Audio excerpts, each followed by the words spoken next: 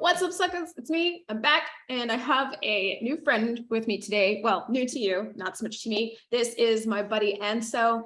She has an absolutely beautiful last name, and it's French, and my French is really shitty, so I'm not even going to try to say it, but we're here today to talk about ADHD systems and how to think about them on the general level to make them work for our brains. I've talked about this a lot. You guys have heard me babble about it a lot, and now it's time to hear it from somebody else who does this and has been doing this a lot longer than me. So, and so before we get into talking about this a little bit more, why don't you go ahead and introduce yourself, por favor? Thanks for the intro and thanks for having me over. I'm honestly so happy that we could actually make this happen. So I feel like we've been in each other's bubbles for quite a long time now. It's kind of just been trying to make this work. So yeah, thank you so much for inviting me and that we're able to have this conversation together. So hi everyone, my name is Anne-Sophie Pelletier. I go by Anso. I legit would have screwed that up, everyone. French. That's why I'm language. Yeah. And I make content about what I call feel-good productivity. So really just helping you spend more time and energy for the things that really matter to you, whether that's in your business, in your free time, and really just making it work for you. That's kind of my golden rule, number one focus in just about everything that I do. And you're in Canada, yeah? I am in Canada. I'm close to Ottawa, Ontario. But my partner and I bought a little hobby farm out in the countryside. So we've been living here since April. Hey, congratulations. Yeah. Literally on the opposite side of the country for me. Like, I couldn't get any further unless I literally went to a new continent. So I should have said continent, not country, but you know what I mean. We're like really far away, but we live in an amazing time where like we can connect on Zoom and then have to keep disconnecting because we're trying to figure out why it is that we sound so laggy, and it turns out that it's my fucking mic. It's my fucking mic again, everyone. So if you're like, why does Ariana sound so far away? Didn't we just get you back? Yes, you did. And then my mic broke down again. And you know what? I'm going into an ADHD rant. I do that. Let's move on. Anyway. Such bullshit. Let us move on to basically, we wanted to break this down really easily into 3 bite-sized tips because let's face it, trying to talk about it at length can be kind of hard. So we wanted to go ahead and kind of just do it as 3 very basic, very general tips to get you started. And I would suggest starting basic because if you're trying to get too detailed or too granular with it, you're going to get overwhelmed. That's just kind of how our brains work. So, and so why don't you start with the first thing? What would be the first tip that you would give someone who is trying to come up with a system, whether it be work system, personal system, daily system, whatever, that's going to work for them and they have an ADHD brain? The first tip would really be to start with the end in mind. Like you just said, like when we're talking about system, I feel like it's really easy to want to go all in and really put our perfectionist side to work and to just do everything that we see other people doing, that we've seen on Pinterest. Except here's the thing, like implementing a system can be challenging. It's something new that you're trying to a new tool that you're trying to use, a new thing that you're trying to do to add to your day, to add to your schedule. And so when you're able to start with what is the goal of what am I trying to achieve? That way, it's much easier to define what this system has to look like in the first place. Again, whether that's like a new habit that you want to start doing, okay, what can I do to facilitate me doing this thing? And then it's also going to help you stay motivated. Because again, at the very beginning, you might be super excited about doing it. And then give it, day 2, day 3, day 4, it's going to be like, oh, damn, maybe you're not seeing results from doing this thing already. And so being able to really tie it in with the goal is going to be really key to help be like, okay, like it's cool. It's going to take a bit of time. It might be uncomfortable right now. But at least I know it's going to help me further down the line for whatever reason that it is that you want to, whatever you want to do. So Right. And so like when we're talking about this, it can be like, okay, I'm trying to use a new program to organize my work. What is it that I do for work? What's the kind of information I need to be able to organize? And therefore, how do I want to organize it? Okay, cool. That's one example. Example number two could be for, let's say, helping with your time management. Like, okay, what is it that I'm trying to help here? And then what's going to be the best tool for that? Is it going to be to set up on Google Calendar? Is it going to be to get one of those awesome fidget timers? That thing is so cool. It's honestly, I love it so much. Give me the link where you got that, because I want one now. Like, admittedly, I am very open to suggestion for new toys, but I think it's really cool. So I would love one. So just saying. Anyway, please continue. Yeah, no, it's super fun because you rotate it to set the amount of time that you want to set for your timer, and it is the most obnoxious thing in the world when it rings. So no more just forgetting to A, set a timer, and then B, not respect it.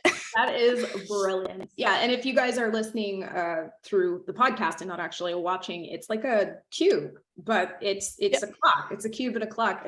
And for those of you who might be out there like, that's been around for years, where have you been? I don't use clocks because I don't know, I always have my phone with me. So I just always try to use my phone, but I know that some people don't prefer to do that because then they get sidetracked by playing on like apps and stuff like that. So that's a really cool idea. And yeah, I'm serious. Like, you're going to probably just tell me where you got that, because I think the people out there might want to know exactly what one that is. So that would be pretty cool. I got it on Amazon. I can send you the link. Please do. So I can, you know, we like to beg, borrow, and steal here. Why not? Not so much the steal, but that's definitely the borrowing. I love that you also mentioned people don't like using your phone. Like, that's one thing that I try to be really picky about, because I know that if my phone is easily accessible, I'm going to be on it. And so again, when we're talking about keeping the end goal in mind, it's like, okay, why is it that I'm trying to not be on my phone as much? Well, you know, maybe I'm spending a lot of time on social media. It affects my mood. Or maybe just that I tend to reach for it and then I'm not actually doing the task that I said I was going to do. So, okay, in that case, what are my options in terms of setting up a system for that? Well, it can be just to leave it physically into another room or at the other end of the room, maybe even installing apps so that it blocks your app usage. So, like, for instance, I block most of my apps from 9 p.m. to 9 a.m. to make sure that I start my day and finish my day without, again, scrolling on social media, instead I'm doing other things. So it's the kind of thing that, again, when you know what the goal is, it's easier to be like, oh, these are the tools and the ways that make the most sense. And like we were talking a minute ago, to be able to keep the motivation to do it. Exactly. And the you know, a lot of the over positive productivity gurus out there will use the term, you know, remember your why, right? And there is something to that, though.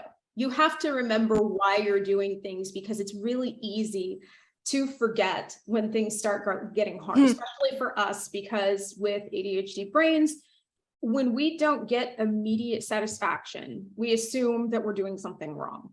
And I can tell you, like, you know, a perfect personal example would be that, like, anytime that I have put any sort of ads out, if I'm not like seeing people coming in within 2 hours, I'm already sitting there like, what did I do wrong? Why doesn't anybody want to hire me? Yeah.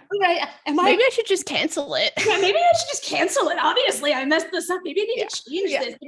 And you know, I've been doing this long enough now that I know that that's just like a mental block that we tend to put up. But it is something that you definitely you know, need to keep in mind, that when you're doing this, remember why you're doing it, because once you hit that goal, once you hit that milestone, it's going to be worth it.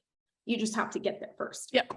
So, yeah. So what was our second point? What was the second thing that we're supposed to be focusing on? The second thing would be to make it as easy or as simple as you can, which, saying this, I realize how freaking hard that is, because again, we tend to want to go all out. You know, you discover this new like task management program and you just stay, you know, up until 2 a.m. trying to set it up perfectly just for yourself. I'm not I was about to say that's like a really rude call out. Thank you very much for just like just making it obvious that you're talking about me here. Just, I'm including myself in that category as well. Right. But here, like, the problem is, again, we start with a new thing and it's exciting and it's new and it's so cool.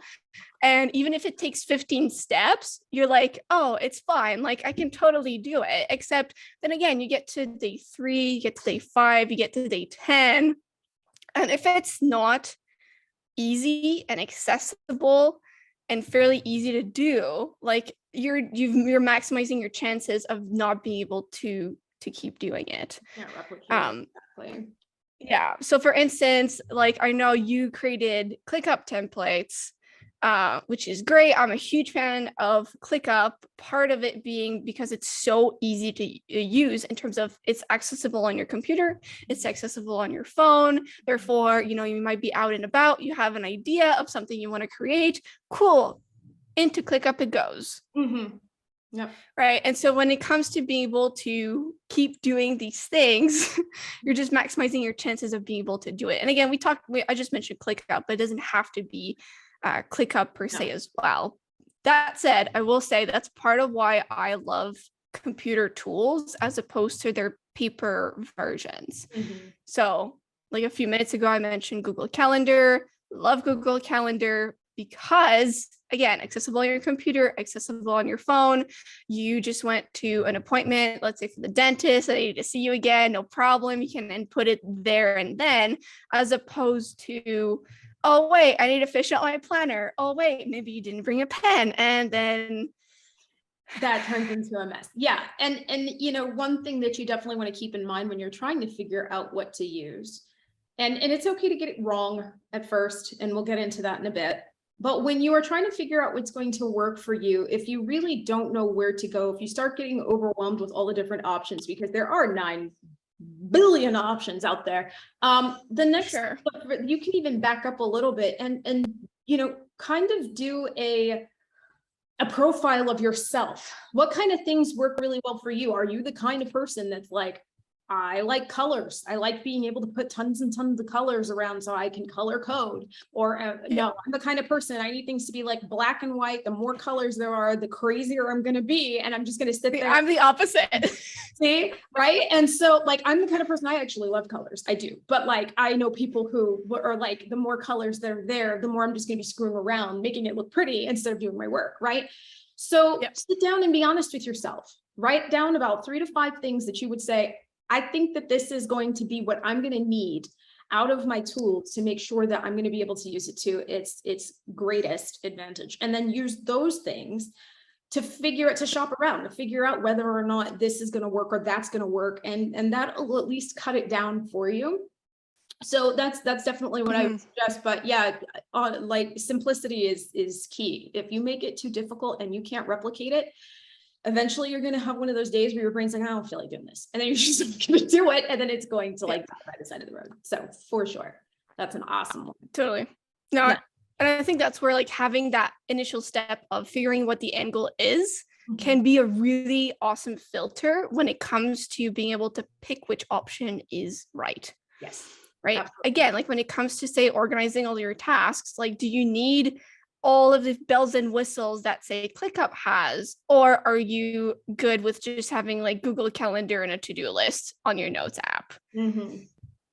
Like my husband is a very weird man, and that's all he needs. And like, I don't understand how, but that's all he needs. And so it really honestly just depends on you, the person, which actually brings us into number 3, right? Like we actually talked about this. Actually, can I add one more thing to number 2? Of course you can. Like, one thing that a lot of people are like really, really focused on is like their morning routines. Like morning routine has become like this huge buzzword of, if you have the perfect routine, like you'll be able to achieve all things in life.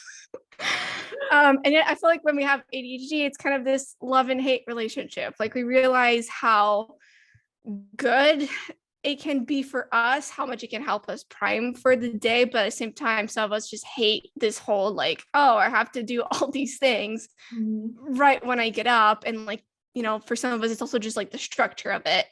And that's where, again, it's like, okay, but like, what are you trying to achieve with your morning? maybe you don't need those 15 steps of getting up and going for a run and having your celery juice, whatever. No, so gross. Ew. Right. No, and that like, is true. Yeah. And I've talked about that. Like, I talked about morning routines, and I don't know if I mentioned simplicity, but that is important. Like, you maybe just want to focus on making sure that you set yourself up to get things done during the day. You're not trying to reinvent the wheel, guys. So yeah. No, and I feel like a lot of people make it so much bigger than what it really needs to be. Like when you're looking at the science and like all the studies that have been done, it's like, okay, well, first off, hydrate, have a drink of water. If you can, go outside and like ta-da, have some food, have breakfast. Yes, eating is probably one of the most, make sure you eat. But yeah, no, that's super important too. Like, don't stress yourselves out. And I think we tend to stress ourselves out. We tend to want to do things quickly and do it right the first time because, most of us have a background of being told that we don't do things right the first time. But when it comes to a morning routine, there is no such thing as right. There's just what's right for you. So yeah, just be good to yourself. It's like, what do you enjoy doing? Cool. Let's try to do that more. If you don't enjoy doing it, if it's not working, try doing that less. Like, yeah, that's the point. So yeah, and so that brings us to the third thing. So the third thing was to customize it as much as possible. I feel like our listeners now might have gathered that you and I, even though we both have ADHD, we're quite different. And that's going to be the case for literally everyone. Like, we all have different personalities. And even though we might have that common umbrella of a diagnosis or, a suspicion that you might have that diagnosis, that doesn't mean that what something works for one ADHD brain will work for another. 100%. If you see like, oh, the perfect organization for your kitchen on Pinterest for ADHD, like, that's great, but like, try it out if you want. But at the end of the day, like, there's no picture perfect way of doing it. Right. Or like the other one that I often see is like, I don't know if you're familiar with like the Pomodoro.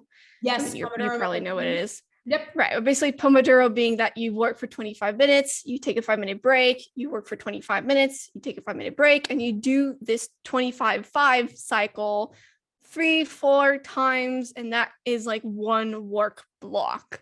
Right. And so I often have people that come up to me and they're like, hey, like the Pomodoro doesn't work for me. Like, I'd like to work for more than 25 minutes on this given task. And it's like, you can do that. Well, then let's do it. Like, instead of doing a 25-minute work block, let's do like a 60-minute work block and take a longer break. Yeah, that's the thing. There is no rule. And a brilliant therapist once told me, when you've met one person with ADHD, you've met one person with ADHD. We are not all the same. Do we have? I love that. Yeah, and that's what I try to bring up all the time. Like, do we have things in common? Sure. But are we all going to need the same things? Absolutely not. And so, I felt like this was an important thing to lean on, because I do know that also sometimes people, especially ADHDers, I feel, take it very personally when something is like ADHD notebook, this is for you, and then it doesn't work. And they're like, well, this thing didn't work for me, I'm a failure, or they're a failure. And it's like, no, nothing's a failure. It's a matter of trying to find what works for you personally. And that's how it is for literally everyone. So yeah, totally. I love the customization thing. The customization piece is very important. And it's something that I push a lot to. You don't want to be caged in by what you think you're supposed to be doing. So like, I don't care if you use a paper planner and write upside down in it. If it turns out that I don't know. Okay. There might be someone out there who's like, that's me. I don't know. Yeah. All I'm saying is that if that is a thing that you do, but it works, then do it. Like, there's nothing there. This is the really cool thing, guys. Nobody can really control what works for you. So just do what works for you and make it work. And if, I've had people before who have written me being like, oh, I hate lists. You always talk about writing lists and I hate lists. I'm like, then don't write lists.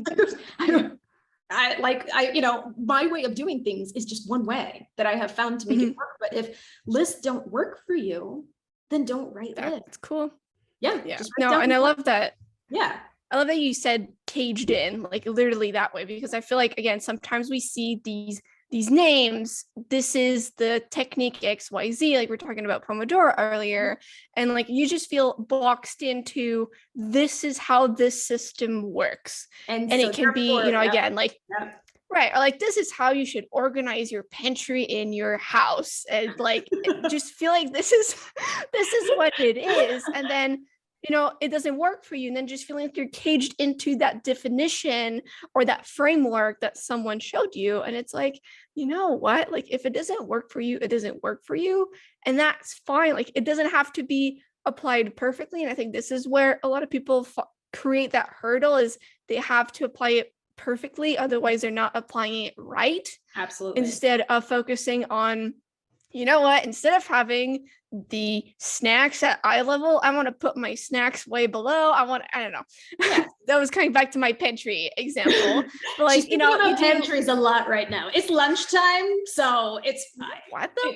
I found that's one of the things that like kitchen and cooking, like some people love it, some people dislike it a lot. And I feel like it's just a lot of hurdles that ADHD brains have that just kind of all hang out in the kitchen. Yeah, they do. They really do. The kitchen is either like, I found this when I was doing the nutrition thing, that people were either like, I like cooking, like I want to cook, or you had people who were like, thank you for making it so that I don't have to cook, which is me. So I was like, yeah, I hate cooking. And so it's just really funny. It's like, you either love it or hate it. And I honestly think that it's because it uses up so much of the brain, and it uses so much of that like, unless you feel like giving that energy to that, it feels like it's just being robbed from you, is what I think it is. Well, and I feel like there's so much shoulds when it comes to the kitchen.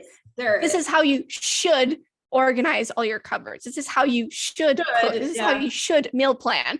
And so again, we feel stuck in these boxes where it's like, okay, but like that doesn't work for me, and now I'm not going to do this. Now I'm just going to eat a Pop-Tart. Goodbye. That's my lunch. My lunch is a Pop-Tart. This has been amazing. We're running out of time. Please tell everybody where they can find you at. So I'm mostly on Instagram. You can find me at anso.pelletier, so ANNESO.pelletier, PELLETIER. And honestly, if anyone has any questions about what we discussed today, like please shoot me a DM. Like my door's always open. I'm always happy to help and give advice. And I'll also have the link to my trusty cube timer that I'll send to Ariana, and you guys can get your hands on that too if you want. Yay! And I will obviously have those links in the description. Thank you guys very much for listening. Drink plenty of water, take good care of yourselves, and I will either see you in the next video or on the next podcast episode.